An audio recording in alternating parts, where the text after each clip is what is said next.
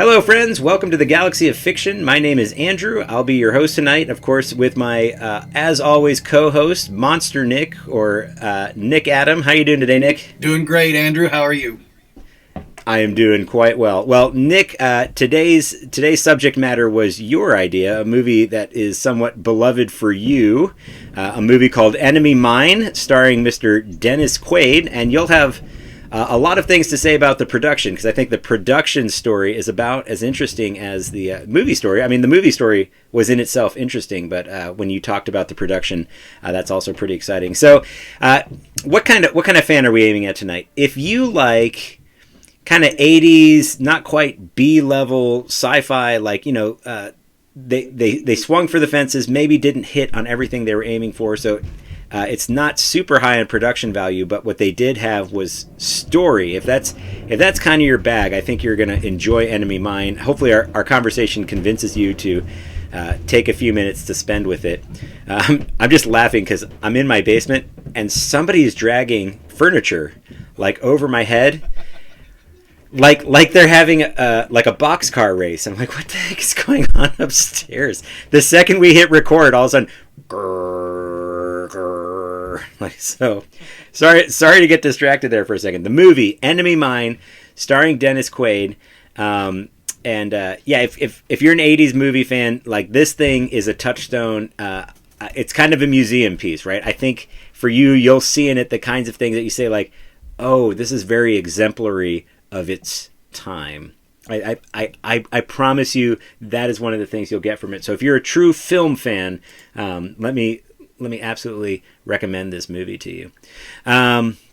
So Nick, how about we start with not necessarily get into all the production notes, but who's the production house? Of course, Dennis Quaid stars. There's Jerry, who's in the movie as well. Who is playing Jerry? I know they switched directors. Who are the directors and writers? Are these people we know of outside of Dennis Quaid? Who's attached to this movie? Yes, actually, quite a bit of names you'll recognize. Louis Gossett Jr. plays the Drac Jarima, who goes way back. Actually, he's been acting since the 1960s. Officer and a Gentleman. Wow. If you ever saw the 1980s Punisher movie with Dolph Lundgren as the Punisher, he starred in that as well, co-starred in that. Actually, more recently, if you saw the Canadian Left Behind films with Kirk Cameron, and the third film, I think called World War III, something to that effect, Louis Gossett Jr. plays the President of the United States, and he's been in roles. You know, Digstown was a boxer. I'm trying to think some of the others. Roots with LeVar Burton. So he is, and Officer and a Gentleman was one of his award-winning films, actually. So yeah, a lot of weight that he brings to the character of Jarima, and Dennis Quaid, of course, was an up and coming young actor, and was actually both of these two, Louis Gossett Jr. and Dennis Quaid, 2 years earlier, were in Jaws 3D, which was a terrible movie, terrible Jaws movie.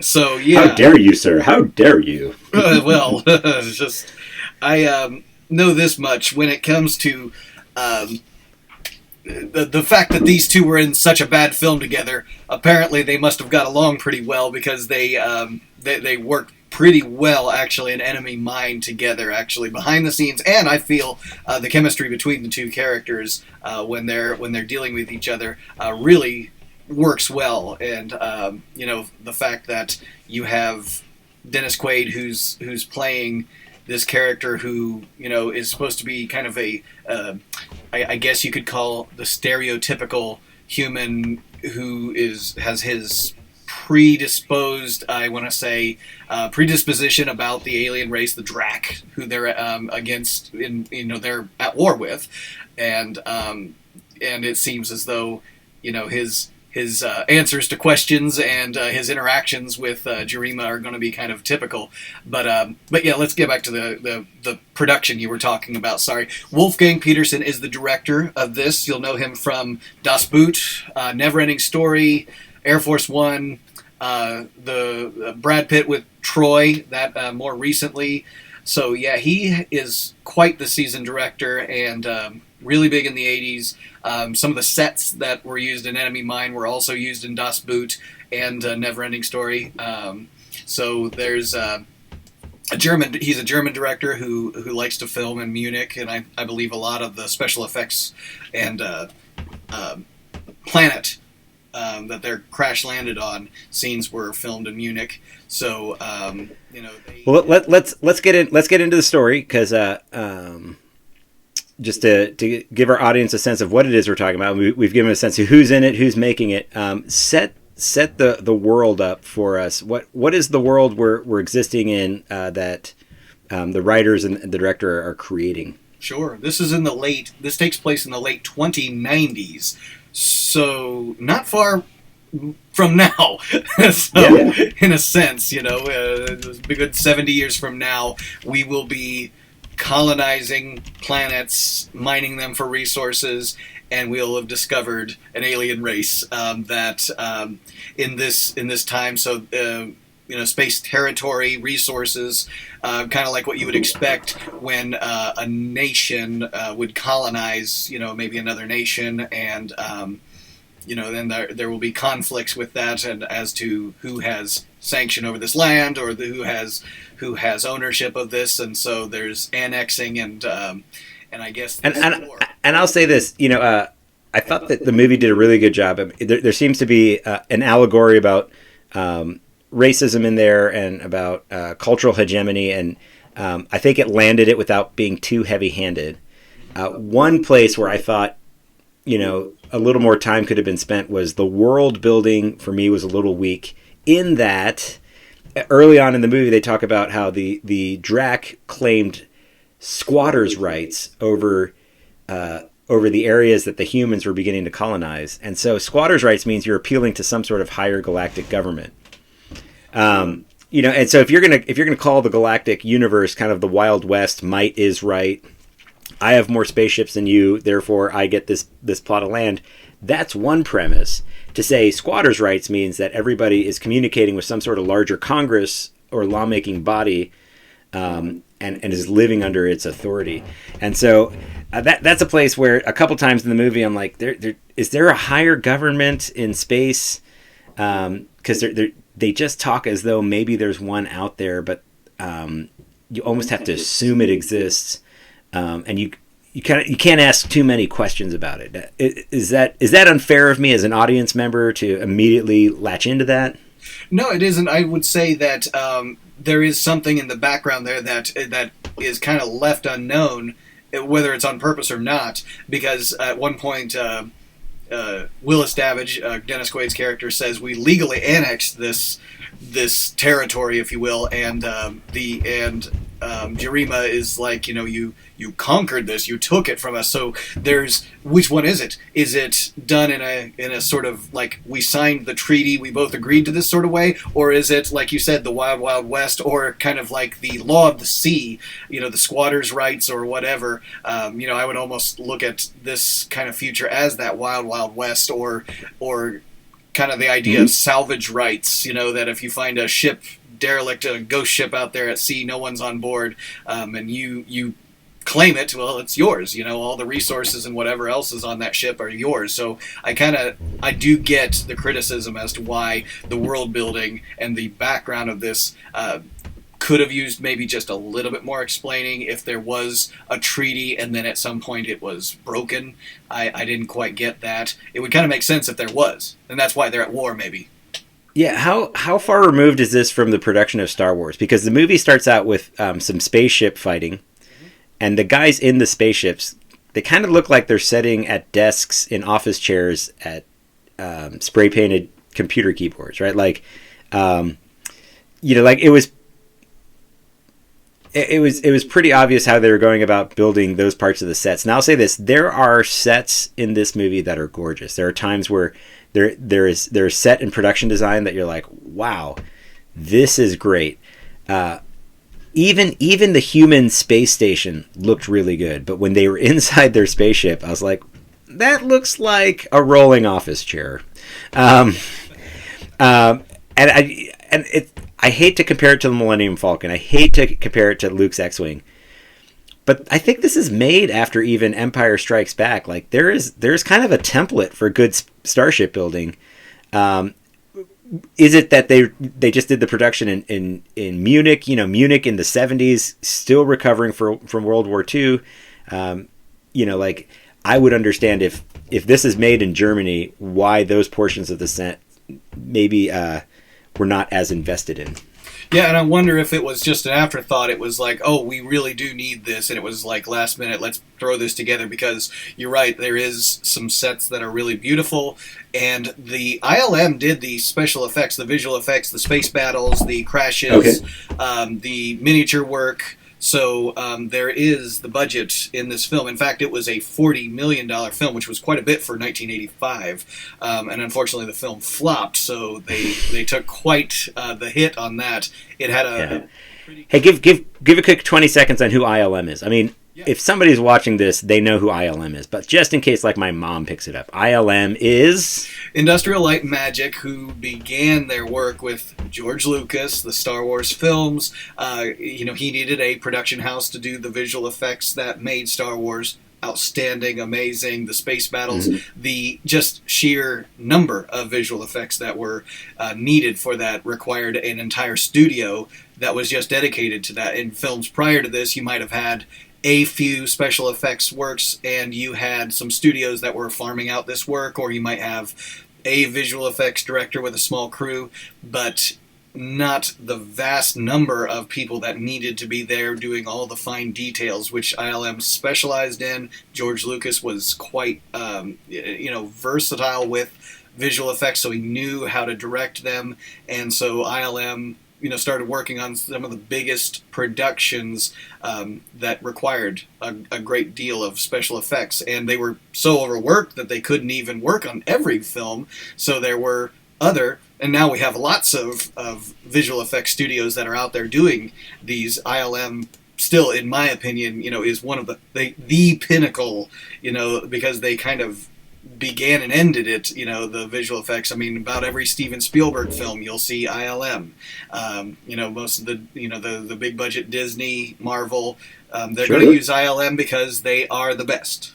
And so absolutely. Speaking of that, like the things ILM was doing, Star Wars. I remember being young and being like, Star Wars, there's no sound in space. They probably had to eat a lot of crow on the sound in space thing. And one of the first things I noticed in their space battle scenes, sound in space. Now, is it when Abrams does Star Trek in 2004 or 5, 6, whatever age? 9. Was that the first time a producer was brave enough to do space in silence?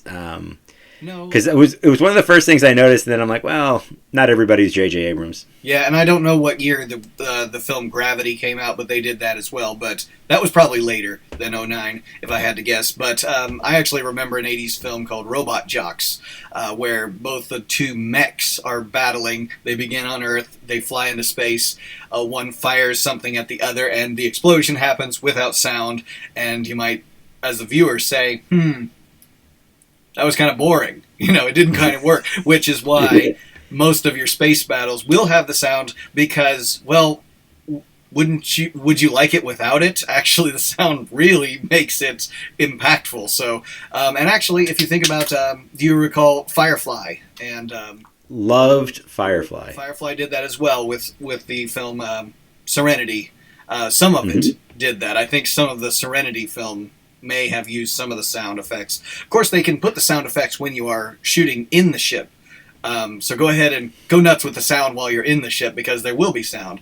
Outside of the ship, sometimes they do that. But I'm trying to think, in the movie Serenity, I think they did add the sound in that final kind of space battle that was happening before they crash landed on the planet. But in the show, definitely they did the silent space treatment. The last thing I'll say about the space battle, and I mean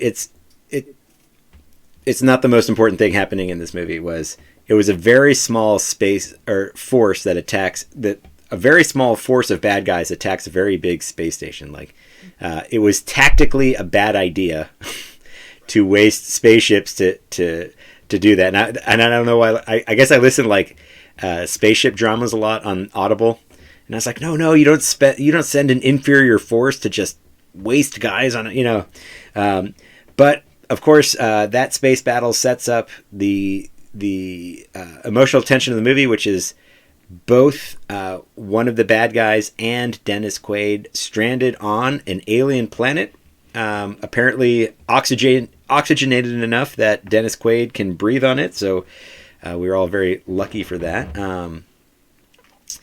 But what was interesting was Dennis Quaid pulls a knife out of his pocket without a sheath on it, and I was like, huh. Like, well, I guess if you're going to be flying around in space, keep a knife in your pocket and don't put a sheath on it. And don't fall over on it. Yes, definitely. But we, of course, we're now in the part of the movie where Dennis Quaid is meeting who he calls the guy who he comes to call Jerry, and so I have a lot of thoughts on Jerry and what they set up around Jerry, but let me hear what for you makes Jerry such a compelling character. Why is it? You said you've seen this movie a lot, so obviously you're going to be drawn to the relationship between these characters. How did you feel about Jerry? Well, when I first saw him, obviously you get the idea that, yeah, he's the enemy.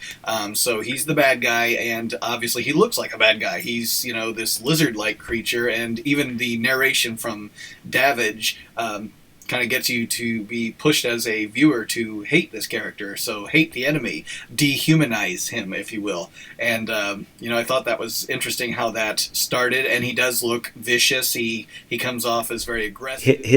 His prosthetics were incredible, weren't they? Yeah. I mean, wow. There were a few things in this movie that were pretty cheap, like the inside of those starships. And then you get to Jerry's prosthetics, and I'm like, this looks really good for a 1980s monster alien, production. Yeah, 4-hour makeup, and which I'm actually surprised it only took 4 hours. The original production, they did have another director hired for a short stint when they had greenlit this film, and so after things weren't going well with that director, they fired him before they brought on Wolfgang Peterson. And the original makeup for Jerima was not, for Louis Gossett Jr., was not real great. There's actually pictures out there. When I edit this together, I'll throw a picture of it, and you'll understand why maybe they weren't happy with how things were going, because it was very 50s B-movie kind of look to it, and what they came up with, and I don't remember who the makeup artist was, but yes, it's incredible.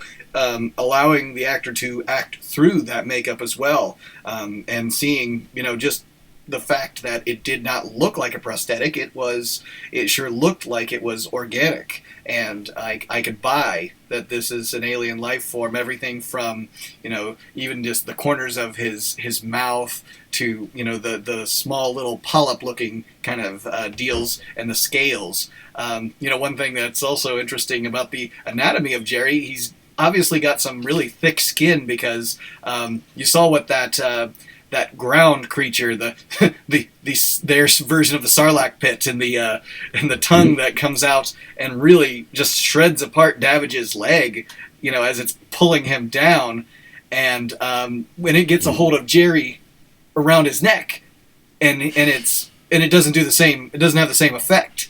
But I just thought that was kind of interesting. It's like, obviously he's lizard-like or reptilian in a sense, so he's got to have some thick skin for that not to, just bloody him all up, and him to be able to run away from that. So yeah, that and Louis Gossett Jr. With the language that they actually presented to make it sound very alien, it was actually the Russian language backwards.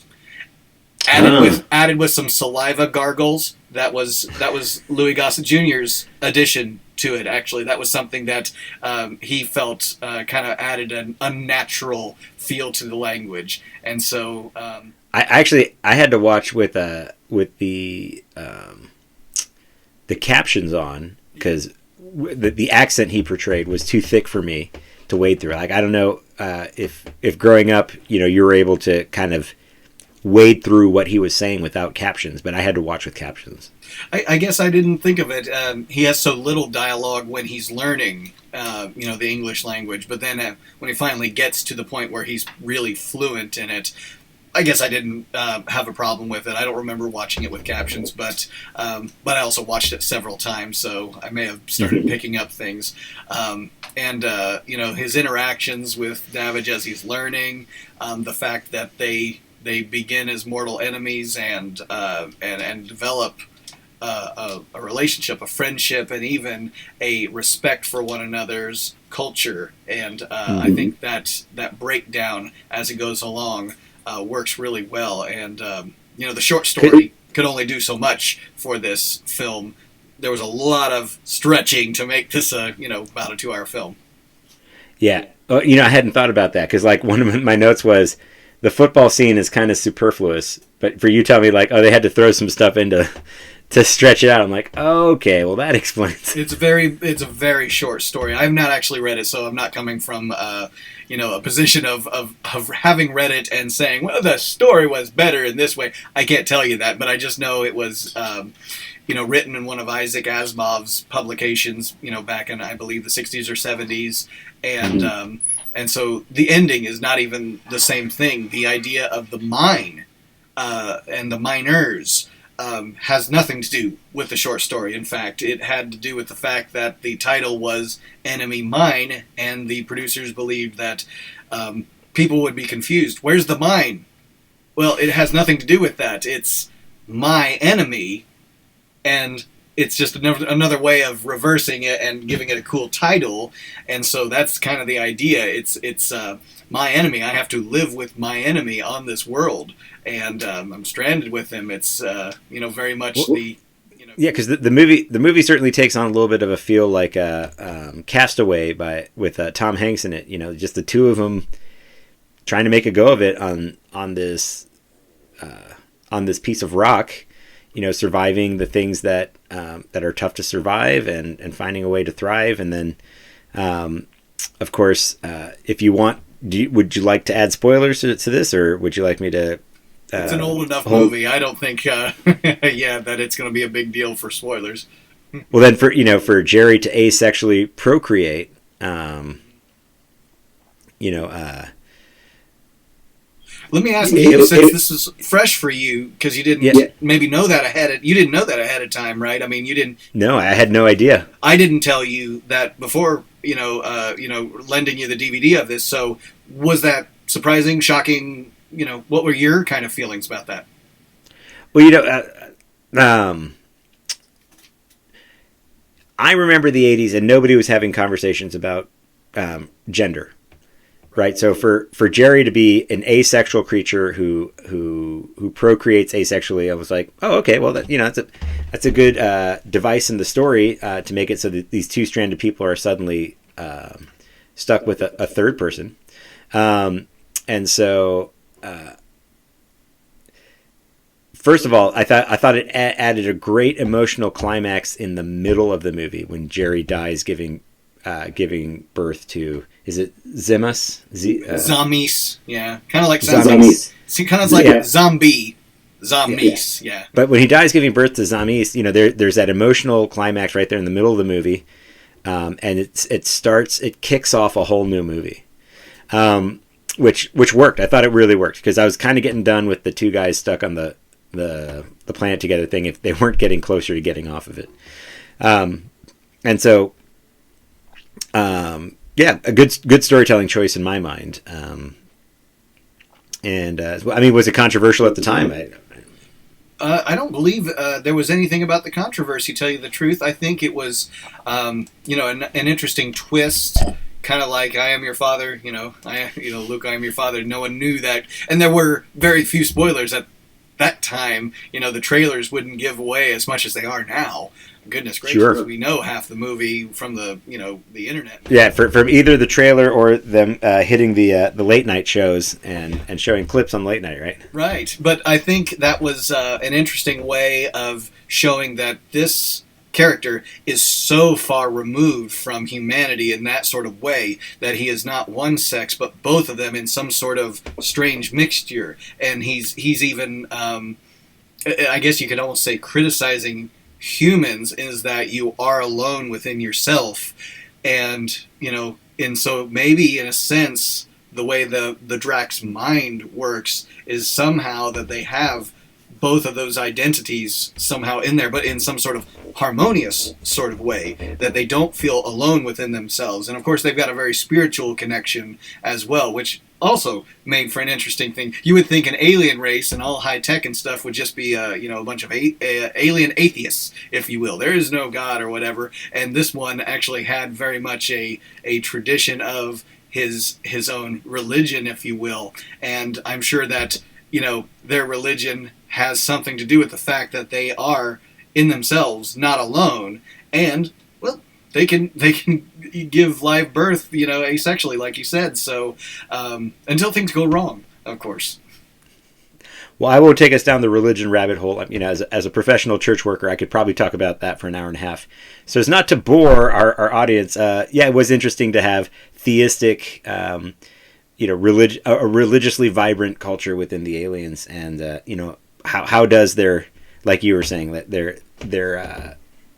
they're not being alone within themselves affect that? That'd be really curious as a theology scholar to want to read up on that.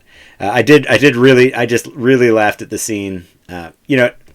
We can spoil major plot points, but I won't hit all the belly laugh scenes. But there were a couple points in that movie where I was literally laughing out loud because Dennis Quaid, who's just a great actor, had some great delivery on some very humorous dialogue, especially surrounding the birth of the birth of that baby.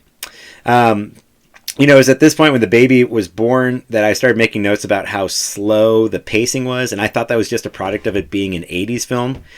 Just because, 90s, movies since about the 2000s, Pixar really tunes up the pacing for films in America since about 2000, and so we're really used to quick-paced films. This movie, because it's early 80s, felt paced very slow, and then for you to say, like, well, they were trying to stretch it out to get an hour and a half out of this movie, or whatever the runtime was, I'm like, okay, so that's why the pacing even felt slow as an 80s movie. And then we introduced the new emotional tension of the movie, which is there are creatures on this planet, and they are slavers for the Drax, and so, and I think it's a little telegraphed what's going to happen next. Like, it's not a matter of if, but a matter of when Zamis is going to get captured by these aliens and bring about a new emotional tension to the movie. And I thought this part of the movie was good. I thought this was a great third act or fourth act, depending on how you're counting your acts in the movie, and really brings together the fable that they're trying to tell about racial injustice and the prejudices that allow us to dehumanize certain folks and abuse them within that dehumanization. Right. The ending there, interesting that it is kind of the action scene, with the exception of the space battle. You really don't have a lot of action scenes. You have, the creature from the ground, but it's so quick. It's not like Star Wars, which is, a little bit of development and action, and a little bit more development and action, and there's things happening on this planet, and there's a fight, or there's something going on where our lives are always in peril. And, so this one takes its time, a lot of character development. But in the last act, that's where actually some of the fans think that this film actually fell apart, because it is a shoehorned ending into a story that didn't have that ending, the whole mining idea. I liked it, yes. I liked the action at the end. I thought it was pretty cool to see, Davidge come back and be the hero, because that he raised this alien as his son, in a sense. So, of course, yeah, you would go to any lengths to save the life of your son. So I thought that was a really great way to end it, and then to kind of bring that peace, because what is it going to take to maybe make amends, get a new treaty, get a new peace between humans and the Drac? maybe it is something to this effect that we can actually see something bridge that connection between those two, the two species, if you will. Yeah, and I'll say this, that really towards the end of the movie, I started even more to appreciate the sets. The scenes in the cave, and then the scenes around the start, the slavers' slave ship. Those were impressive sets for how unimpressive some of the early sets were. They must have saved their money for those later sets, because the sets at the beginning of the movie kept taking me out of the movie. But these sets were very convincing and very good. And so it really ends with a bang that way. And I think the story really ends well too. Leaving you wondering like, oh, is this friendship? Is this father-son relationship going to be the thing that starts to mend the rift between Drac and humans? So definitely invite people to pick it up and watch it. So let's move away from story a little bit and talk a little bit more about production, because you said the production has its own story in and of itself. And I know you've hinted at a couple things, but give us 2 or 3 minutes on production. What the heck happened on this movie? Yeah, I mean, they had a director picked out. All I know is that this director went on to make, some other decent films. One of them is the movie Firewall, not too long ago, the movie with Harrison Ford and the bank heist kind of film. He was just not cutting it with 20th Century Fox, and they had high expectations for their $40 million that they had allotted for this film. And when things were not going well, they fired him. Now, at that point, they could have scrapped the film. There would be no Enemy Mine, but I guess contractually there was something called pay to play. I'm not quite sure, but if I had to assume, they still have to pay their actors and their crew or whoever it is. Maybe it was probably the lead cast they had to pay, regardless of the film being made or not in completion. So it's either cut your losses and scrap the whole thing and move on to another project, or we've already got some of the sets built, some of the shots shot, some of the costuming done, things like that. Well, they brought on Wolfgang Peterson, and he took a look at the footage and what was already put together and started from scratch.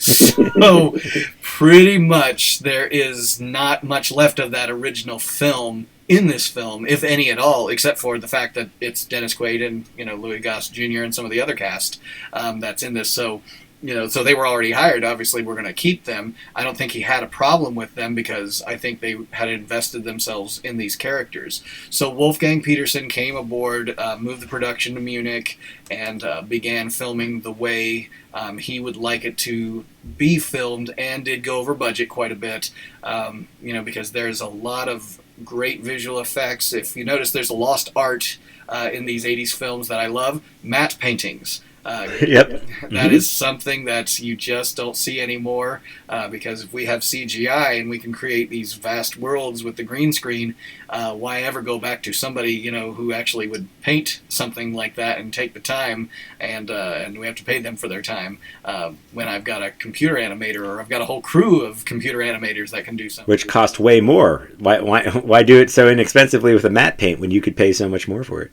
I didn't realize, until I saw the meme of the matte painting that was the second Death Star. That opening shot of when the Emperor is arriving at the second Death Star. That's a matte painting. I didn't know that until I saw the painting of the guy, meticulously putting it together. So, all the respect in the world to our matte painting community out there. Unfortunately, an art that we are losing. Yeah. Yeah, a lot of that's gone. I mean, if you actually go back to some of the posters of the 70s and 80s, famous poster artist Drew Struzan. Have you heard that name before? Say it again? Drew Struzan. That's a new name for me. That's a new name. Everything Star Wars. Okay. Indiana Jones trilogy. The John Carpenter films. All of them. Done by the great work of Drew Struzan. So if you know the Star Wars posters, hand-painted by this artist, no computer needed, and even into the prequel trilogy and the sequel trilogy is his work. So he has just this amazing eye and talent for capturing the likeliness of the actors who are portraying the roles and putting them together in that amazing compilation that he does. But he's one of the few that can keep working with the paintbrush and the colors. That is his canvas, and being successful at what he does and coming up with some amazing just looking posters. So yeah, if you look up Drew Struzan, you'll see a lot of familiar posters. But yeah, the matte painting again at Lost Art. I don't even know if there is someone who is doing this kind of work anymore, because again, it's so lost. And then the motion capture that was done, it's actually a different kind of motion capture than you're probably thinking. The motion capture of Gollum or Jar Jar Binks or things like that. This would be in-camera motion capture, where they were when they would have one camera with a miniature, so it was either the space station, the ship, the minor ship that's coming in over the head, the space battles, things like that, that were done, in front of their blue or green screen. Likely it was blue during that time, and then compositing that. But as the camera is moving with those zooming, panning, tilting, dollying, trucking, going into focus, going out of focus, all of those things have to be recorded onto cassette tape, which is actually, that was their memory card for the time. And of course, when they're going to do that with its background, that has to match. So then the camera has to move with the background or other foreground objects. So if you're going to have lasers coming out of the ship, that's another compositing that has to happen, and that has to be, focused and panned and everything in the right angles. These days, that's all recorded on our computers when we do compositing effects, and those days it was all recorded onto tape, and you hoped that you didn't have any kind of corrupt data, otherwise you've got to start this process all over. And that's what ILM, again, was very good at, was all that. That's actually not motion capture, it was called motion control. Everything Steven Spielberg did with, the spaceship landing of E.T., or if you've ever seen Close Encounters of the Third Kind, great motion capture work with miniatures and, whether it was, the Death Star, for instance, and, it's the background, and then you've got the ships that are in the foreground, and they're going to be interacting. One is going to be moving slower because it's much bigger and in the background, and then the ship is coming in, and it's closer to the camera, and as the camera is panning, it's got to record that data so that these two shots work seamlessly together. Again, another lost art that we, have sadly, gotten away from. So that adds up to quite the budget. $40 million, if you were to adjust it for inflation today, I wouldn't even know what that would be. And again, the film flopped. Today we have, famous film flops that they threw a lot of money on with the gamble that it was going to make money. Some things you don't really gamble on. Pretty much the Marvel movies, they're not gambling too much on, because they're going to be successful. There's. Yeah. It's just, well, let me ask this. Let me ask this question, because this movie does flop. I don't know anybody who's seen this movie except for you. Not that I've asked around. So, in your mind, why is it important for people to watch Enemy Mine? What's its legacy for film fans, for filmmakers, that you're like, this is important to the conversation of sci-fi because it has X, Y, and Z. I know what Star Wars brings to the conversation. I know what Jaws brings to the conversation. What does Enemy Mine bring to the conversation? It actually, the story has been used in certain ways. A lot of Star Trek actually uses this. A lot of Star Trek episodes have used this idea, especially The Next Generation. There's one episode called Darmok, which is specifically targeted, at the or tributing the original short story, where the alien whose language is so vastly different that Picard is stranded on the island with the planet with him, and they've got a monster that they're going to fight, but they've got to communicate somehow with each other, and so there's a great chemistry between the two of them, and a respect and an appreciation, working with your enemy and breaking down those, the adversarial, kind of qualities, and like you said, kind of a racial, the differences, those differences get broken down, and they realize how similar they are in certain ways, but also respecting each other's differences. And I think that was great because both of them, they do have to survive, and they need each other to survive. One on their own might not have made it. There's so many cases where one saves the life of the other and vice versa, and then, then here's this child that comes into the equation, throwing everything for a loop, and at a certain point, you're just like, no one gives up. They've got to keep going and do something. Otherwise, even he said, I don't want to die here on this planet, is what, Davidge is the one, like, at one point. And so, yeah, that relationship that they get to work with, I liked seeing the fact that Davidge begins as a kind of a prisoner of Jarima, and so slowly, the shackles got taken off, a little bit more trust. The gun got put away, a little bit more trust. They could start turning their backs on each other and not worried about stabbing each other in the back. And I thought that pacing works for that, because it is a slower film. It's not action. And I think that's probably why it somewhat failed during that time. They were expecting Star Wars. They were expecting the fact that this 20th Century Fox and ILM, and the trailer made it seem very much like an action-adventure kind of film.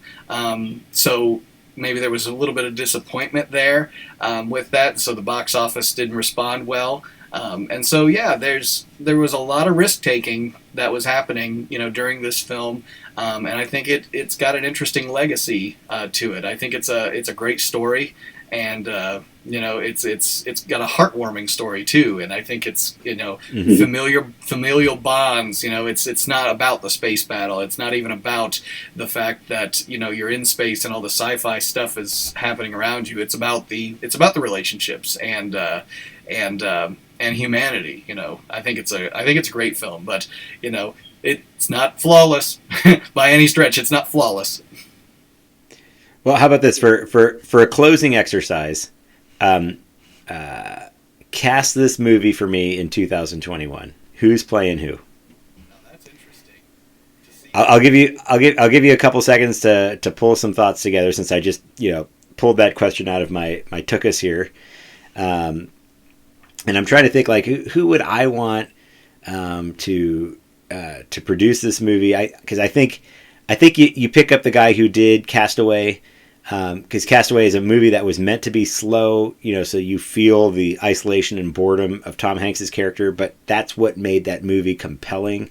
And so pulling that guy out, I don't even remember who made Castaway, but I think he would do a good job of being able to use slowness to make this movie compelling. So on the production side, I would do that. Of course, ILM, if you're going to have space scenes, I'm a fanboy. I love my Star Wars. I love my Jurassic Park. Get me some ILM. So keep that intact. But of course, we've got our I guess you even have to make the decision. Dennis Quaid back in the 80s when America was a lot whiter. Dennis Quaid, the white guy, playing the hero that you're supposed to connect with, and then the alien played by a black man to play the guy for whom you are going to start out prejudiced against, and then you're going to come to love.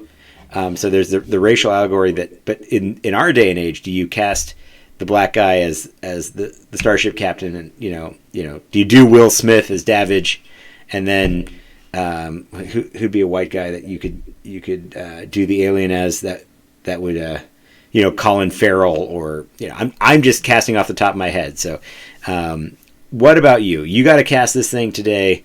Are you pulling Boyega out of retirement? Who you getting? Is there going to be two women? Go for it. Sure. Actually, no. I feel like there's some things that don't need to necessarily be changed. I don't have a problem with it being, a white male and a black male, on this planet, because it is actually in an interesting way a male movie. There's a lot of actually, if you ever saw John Carpenter's The Thing, it's an all-male cast, and there is something about that because they've got to trust one another, but then there's also this aspect of why they don't trust each other, if you ever get the chance to see The Thing, the John Carpenter The Thing. So I think actually it is an interesting examination of a male survival film. Not to say that you couldn't recast it, in women roles, but there's nothing wrong with that. I don't know what young actor I might get to play Willis Davidge. There's a lot of up and coming young actors that might play. Okay, here's one. He plays Din Djarin, Mandalorian. Yeah. Pedro Pascal. Pedro Pascal, not a white guy, fair-skinned Latino like myself. So, on a box, with my demographics, I check that I'm Latino, but then I also check that I'm white. So, white, but also in a minority group in the U.S. Pedro Pascal, I think, could crush this role. So good call there. Yeah, and then and he's also got the sci-fi fan base he brings with him. So, I think that's what also works. As far as Jarima, I wouldn't mind going for a little older. Louis Gossett Jr. was, he was born in the 1930s, so he was already even older for, 1985 at this point. So he, as far as someone who may be a little bit more aged, a little bit more seasoned, but not too old, I wouldn't go with, for instance, Morgan Freeman. Morgan Freeman would be fantastic, but I don't see, someone like him in some role like this. But maybe a little bit of, let's say, redemption for a actor who's played an alien who wasn't beloved. And if you know where I'm going with this. No, I'm ready. Lay it on me. The actor who plays Jar Jar Binks, Ahmed Best. Ahmed Best is actually a very kind-hearted, loving individual. If you've ever seen, his small bio that he's put out there on his life and his struggle with depression and what kind of happened in the fallout after episode 1. There was a lot he poured into that character that is unappreciated, but at the same time, there's also a lot to maybe be critical about. But let's as fans not be too harsh. None of us have been in a Star Wars film, so. Yeah. But he's an actor. Nonetheless, he created a character, and I believe him coming back as an alien might make an interesting twist on not just our feelings towards that actor and the fact that he can play an alien. Well, that's an interesting choice to go to the Star Wars universe, because I was reading up on why Boyega said he'd never go back to the Star Wars universe, and he said, they gave Adam Driver's character like nuance and scenes where like, he had to do things. Ray had nuance. He had, they were really letting those folks act in a very significant way. Like, yeah, I had screen time, is what he's saying, but I didn't have nuance, right? I played the black guy. And Jerry's character, he wasn't the black guy, right? He had a lot of nuance. He was doing a lot of acting with body language and expression, developing from this wicked heathen, that you're supposed to hate, into, oh my gosh, he's dying giving childbirth. I'm crushed. We're halfway through this movie. Like, am I supposed to fall in love with this new baby? I'm wrecked that Jerry's gone. And so, certainly John Boyega's criticism of how they treated Finn, this character, was treated much better in 30, 40 years before Boyega ever suits up as Finn. So for you to pick a black actor out of the Star Wars universe, like, good choice, way to go. And I can, I'm looking at a picture of let's see his name, Ahmed, now, and saying like, yeah, that would work. I could see with the prosthetics and and coming up with a different voice, but he can do voice work. He's done other voice work, so I think that he might come up with an interesting twist on the character. And if they were to come up with a reason to greenlight something like this, everything's being remade anyways these days, so might as well go right ahead, Hollywood.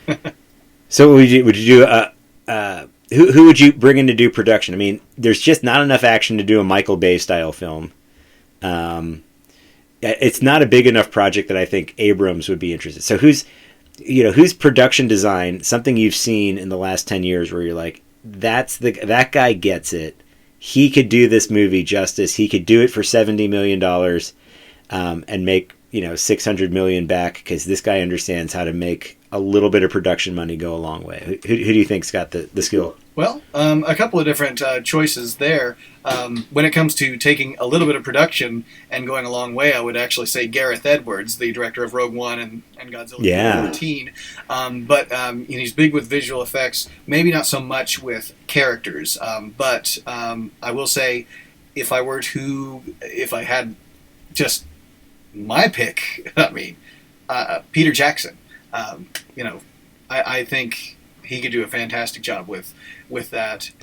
And we all, you say Peter Jackson and everybody thinks King Kong and Lord of the Rings, but we got to remember District 9 was not a fast-paced movie. District 9 was a very slow-paced movie, very allegorical, very, very aliens doing character work.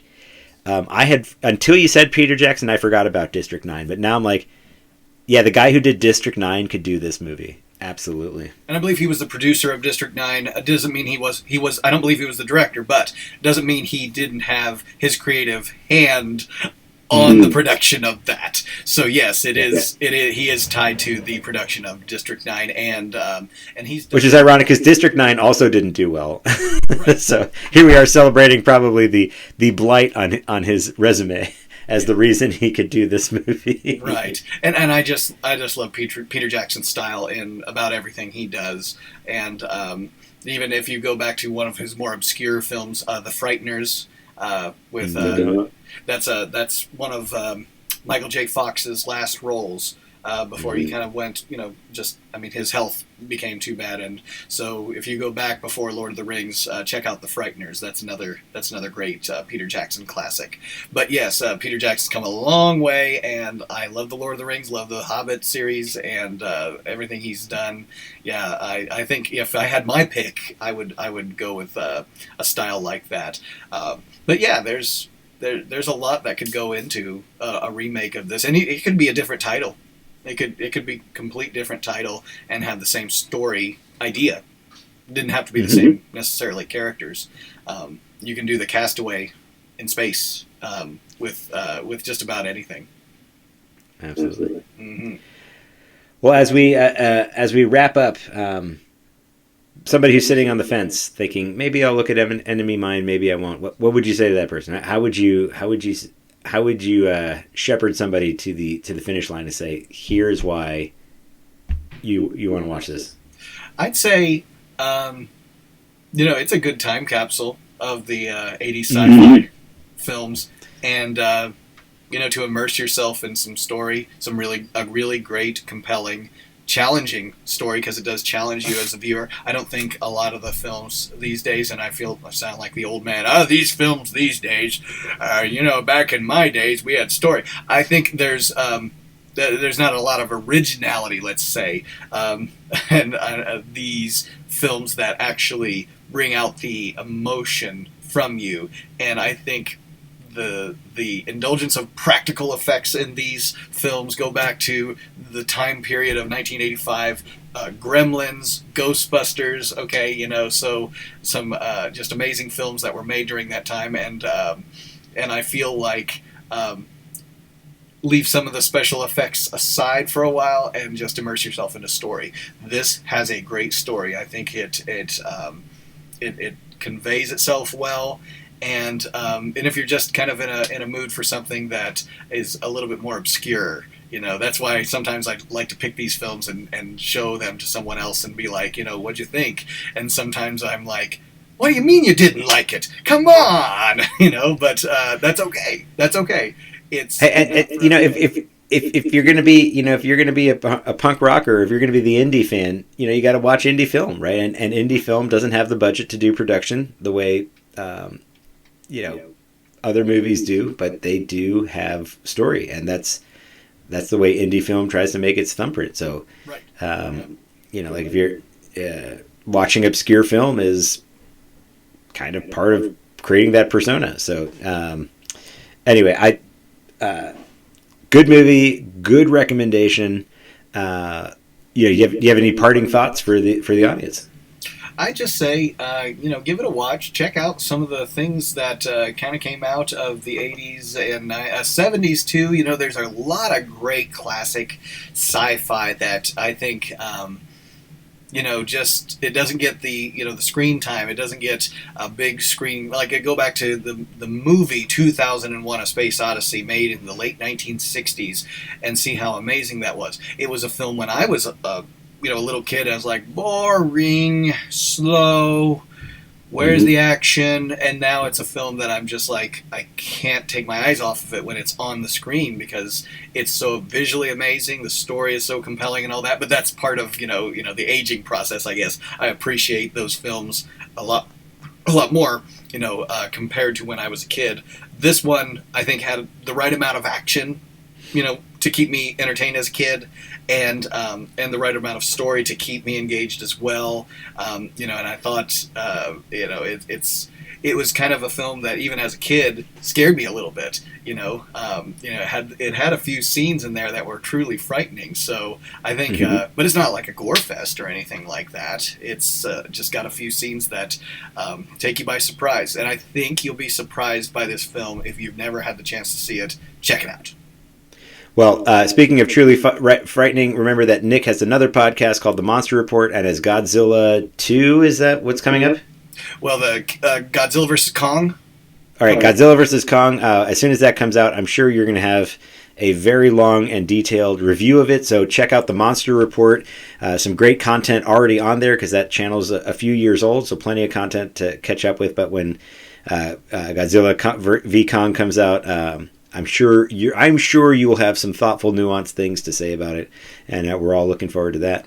So until next time on the Galaxy of Superheroes, I'm Andrew Costa, of course, here with Nick, and from the great state of Ohio. Actually, Nick's across the border in Indiana, so from the great Midwest, we bid you a good night.